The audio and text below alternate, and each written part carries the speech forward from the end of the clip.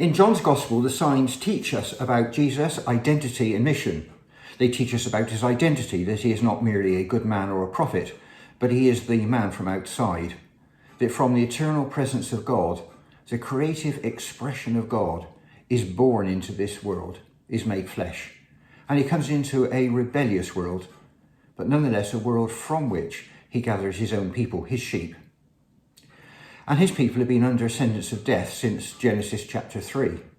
And although that sentence of death has not been lifted, Jesus says he will overcome that with life, the life that he himself gives to his people. And the life he gives will be different in character. It'll be one in which they will see and understand what God has done in Christ. And it's a life which will cause them to walk in God's ways. And so Jesus heals the blind and makes the lame walk. But the claim to give life is a big one. What sign will Jesus do to show that he can do even that?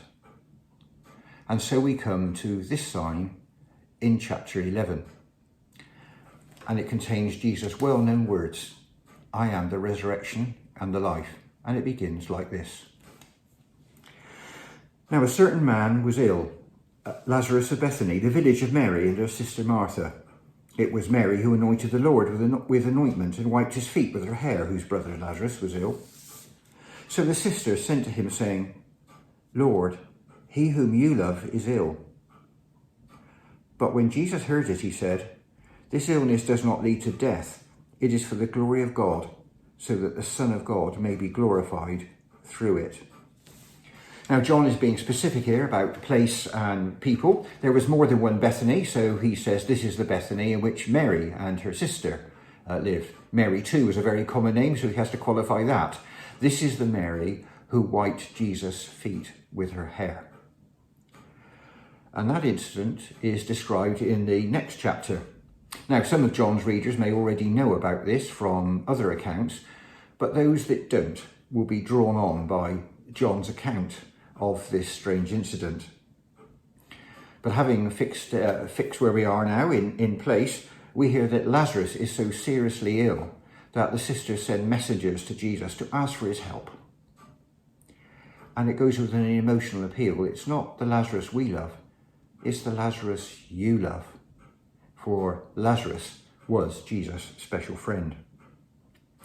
Now, if, as I think, Jesus is still where we left him at the end of chapter 10, he is about 100 miles north, which will be 4 days' journey, for in those days it was considered that an averagely fit person should be able to walk 25 miles a day, every day. They were fitter than we are. And surely Jesus will come and heal him, or if the journey is too long and there isn't enough time, just say the word. But Jesus says this illness is for good. It's not for a tragic end, but for the glory of both God and his Son. And so Jesus does nothing. Now Jesus loved Martha and her sister and Lazarus. So when he heard that Lazarus was ill, he stayed 2 days longer in the place where he was. He loved them and deliberately did nothing. What kind of love allows this grief to continue, or this anxiety as it is at the moment? But John's clever narration tells us that it is his love who causes Jesus to do nothing, despite the suffering it's going to cause. Now, the disciples themselves may have been happy to stay. After this, he said to the disciples, "Let us go to Judea again." The disciples said to him, "Rabbi, the Jews were just now seeking to stone you, and you are going there again?" Jesus answered, "Are there not 12 hours in the day? If anyone walks in the day, he does not stumble because he sees the light of this world. But if anyone walks in the night, he stumbles because the light is not in him." Now, Jesus, I think, is up north in a friendlier environment, away from threat of opposition. And the disciples saying, why risk death by going back to the place where they hate you so much? But Jesus is walking in the light of his mission, and his fateful time has not yet come. It is safe for the moment. It is still, metaphorically speaking, day, though not for much longer. The darkness is coming. So in this 11th hour of the day, Jesus still has work to do, and his disciples have things to witness. And the trigger for Jesus' decision appears to be the death of Lazarus, which Jesus, presumably supernaturally, now knows about. After saying these things, he said to them, "Our friend Lazarus has fallen asleep, but I go to awaken him." The disciples said to him, "Lord, if he has fallen asleep, he will recover." Now Jesus had spoken of his death, but they thought that he meant taking rest in sleep. Then Jesus told them plainly, "Lazarus has died, and for your sake I am glad that I was not there so that you may believe, but let us go to him." Now, sleep is a euphemism for death in expressions like, "The time has come for you to sleep with your fathers." But it is not a euphemism for Jesus, because he really can wake people from death. But the disciples didn't pick up the figurative speech, and so Jesus has to speak plainly. And it was Jesus' intention that the disease takes its course, despite the grief, doubt, and anger that it would cause. And his disciples are in training, and they do not yet trust their master as they should. So Thomas, called the twin, said to his fellow disciples, "Let us also go, that we may die with him."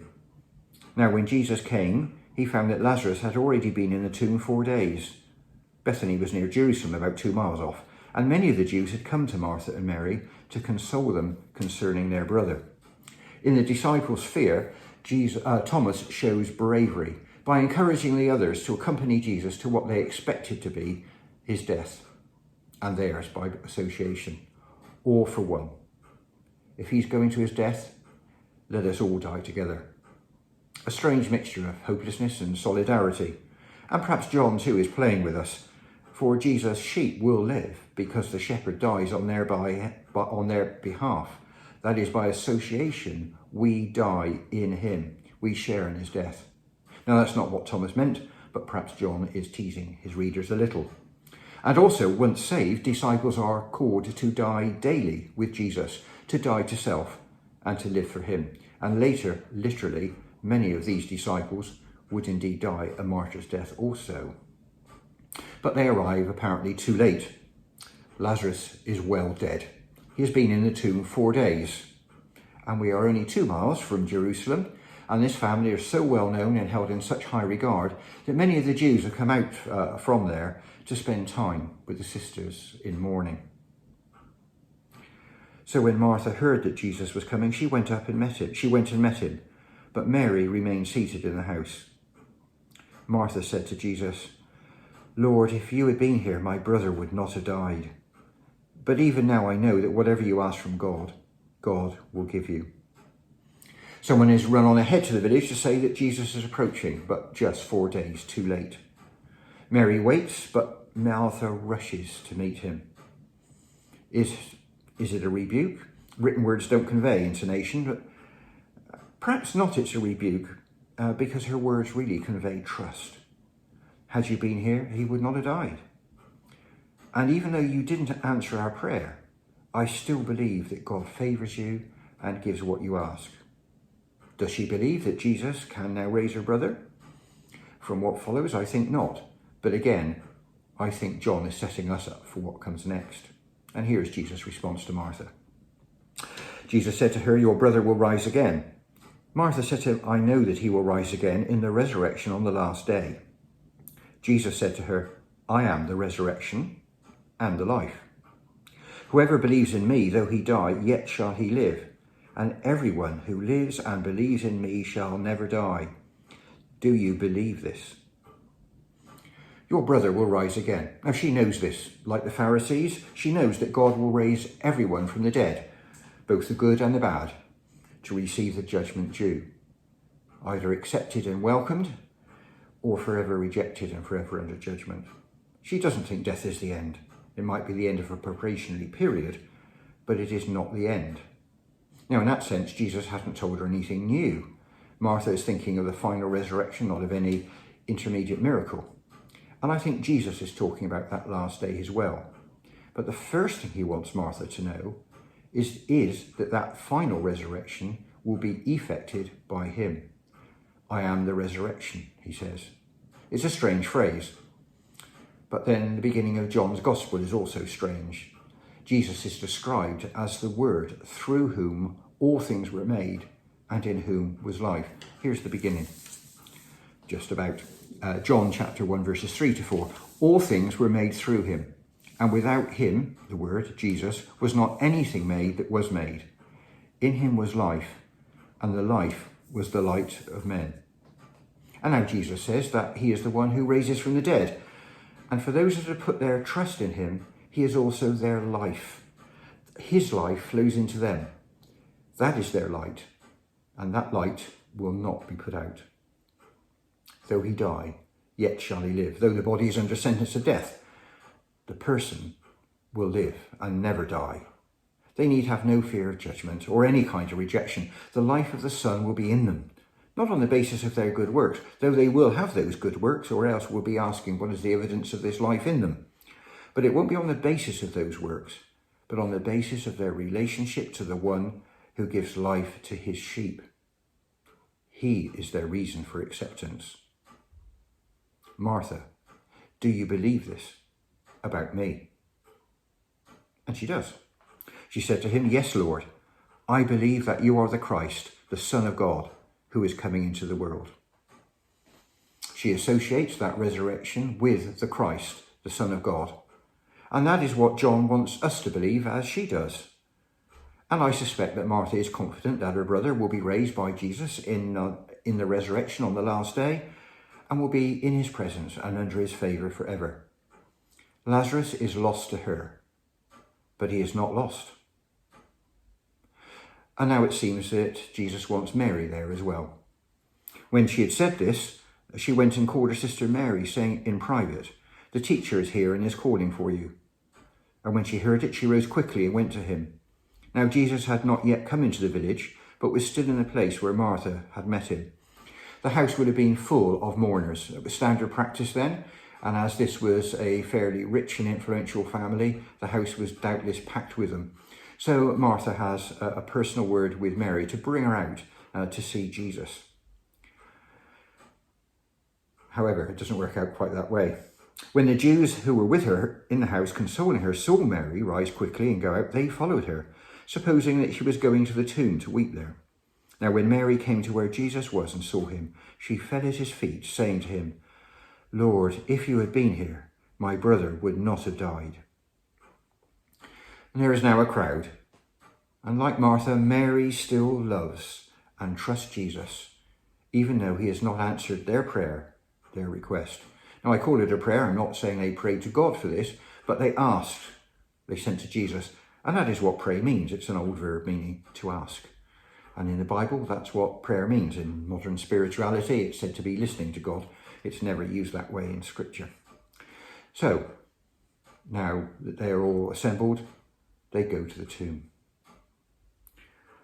When Jesus saw her weeping, and the Jews who had come with her also weeping, he was deeply moved in his spirit and greatly troubled. And he said, where have you laid him? They said to him, Lord, come and see. Jesus wept. Jesus is deeply upset by the public grief he is seeing, and he too weeps, deeply moved, greatly troubled. This isn't sympathy, but empathy, and more than empathy. It's the whole misery of death grieves, and I think angers him. And he himself weeps, even though he knows that this is not the end, and he has allowed this to happen. And I don't think he's weeping for Lazarus. He is weeping for the whole horror of death. Today we turn funerals into celebrations and look on the bright side of life. Jesus didn't, and I suppose still doesn't. We are told to weep with those that weep, which is exactly what Jesus did. But the Jews interpret his weeping as personal mourning. So the Jews said, see how he loved him. But some of them said, could not he who opened the eyes of the blind man also have kept this man from dying? The Jews think he is grieving for Lazarus and are again divided in their opinions of him. Some see his love. Some question his power. Healing a sick man is surely easier than healing a man born blind. Is he really the Christ? Faith produced by miracles is short-lived. But now the stage is set for the finale. All players are on stage. Then Jesus, deeply moved again, came to the tomb. It was a cave, and a stone lay against it. Jesus said, "Take away the stone." Martha, the sister of the dead man, said to him, "Lord, by this time there will be an odour, for he's been dead 4 days." Jesus said to her, "Did I not tell you that if you believed, you would see the glory of God?" He is deeply moved again. Yes, there are theological reasons for death, but it is not as it should be. Death generally undoes everything, takes away meaning. There are noble deaths, but most are tragedies. Mary is not expecting a miracle and thinks Jesus' command is unwise. But he effectively says to her, "Martha, you just said you believed in me." And so she trusted him enough to permit what he had commanded. So they took away the stone, and Jesus lifted up his eyes and said, "Father, I thank you that you have heard me. I knew that you always hear me, but I said this on account of the people standing around, that they may believe that you sent me." So Jesus has indeed asked that Lazarus be restored, but he's not been twisting his Father's arm. The Son is obedient to the mission of the Father, and it is the Father's will that the Son is glorified in this way. The one who said, "I am the resurrection and the life," can he really overcome death? His own death? That of his friends? Will the Father grant him that honour, that glory? When he had said these things, he cried out with a loud voice, "Lazarus, come out." The man who had died came out, his hands and feet bound with linen strips, and his face wrapped with a cloth. Jesus said to them, "Unbind him and let him go." Can he really overcome death? Of that of his friends? Yes. His voice can raise the dead. His sheep will never perish. And these things are written so that you and I might believe that Jesus is the Christ, the Son of God, and have life in his name. Pretty convincing sign, don't you think? Many of the Jews, therefore, who had come with Mary and had seen what he did, believed in him, but some of them went to the Pharisees and told them what Jesus had done. Many believed, but some reported him. And we'll see next time that opposition simply hardened. There is no middle ground in our opinion of Jesus. For those that trust Jesus, the last enemy, death, is defeated. Death destroys the body.